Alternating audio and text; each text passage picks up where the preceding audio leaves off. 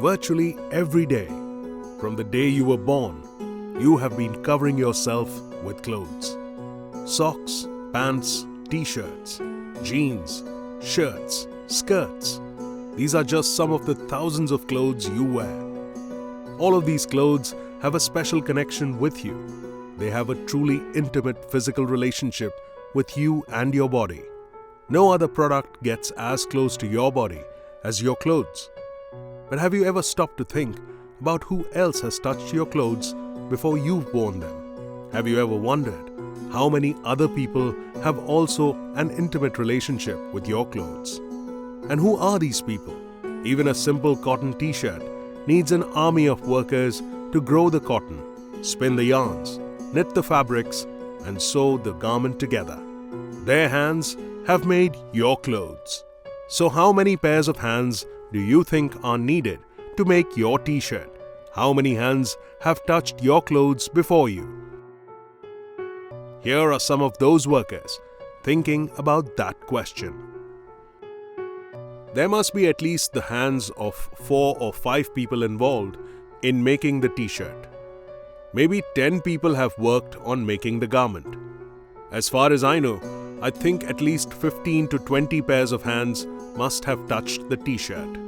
From planting the cotton seed and then harvesting it from the plant, then we need to clean and process the cotton, ginning, pressing, knitting. There is a lot of work involved in making the t-shirt. Just the cloth itself has to go through different manufacturing processes. At least 20 people would be involved in making the fabric. For washing, dyeing and drying the fabric, and then cutting it, and then for the tailors stitching everything together, it must be more than 15 workers. Growing the cotton, making the yarns and fabric, stitching the garment, definitely there are more than 30 people needed to make the t-shirt. The cotton has traveled from farming to factories. From one process to another, many hands must have touched it. At least 50 people or more are needed to make the garment from start to finish. From cotton plant to yarn to fabric and printing, cutting, stitching and checking, and then ironing, followed by packing. A minimum 50 people would have touched garment as it is being made. For cotton farming, spinning, knitting, then printing, dyeing, all these stages are needed to make a garment. So there must be a minimum of 100 people who have involved in making the clothes. Just to complete the harvesting of the cotton, there will be easily 100 people involved. To manufacture a t-shirt, many hands must have touched the cloth and the garment. The people who pack it and people who work in the store must have touched the t-shirt. There are 300 to 400 people who are working here just in this one factory. From the start of the process to make the clothes to the time it reaches the store, then definitely at least 500 people would have touched the t-shirt. There are so many hands needed to make the t-shirt, which is why when we buy something new, we should wear it. Thousands.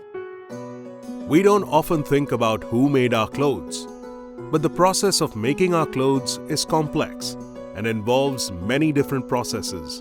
And there are hundreds of workers in cotton fields, spinning and fabric mills, dye houses and garment factories that make up the supply chains for the fashion industry. All of these workers contribute their part to making your clothes. All of their hands work together to make sure you have clothes that fit you and make you feel good. And these hands belong to women in cotton fields, men in garment factories, young people in spinning mills, or old people in ginning factories. They all do different jobs and have different skills. They also have different stories to tell. Wouldn't it be great to learn more about the workers' stories and the journey your clothes have taken? Cotton Hidden Stories.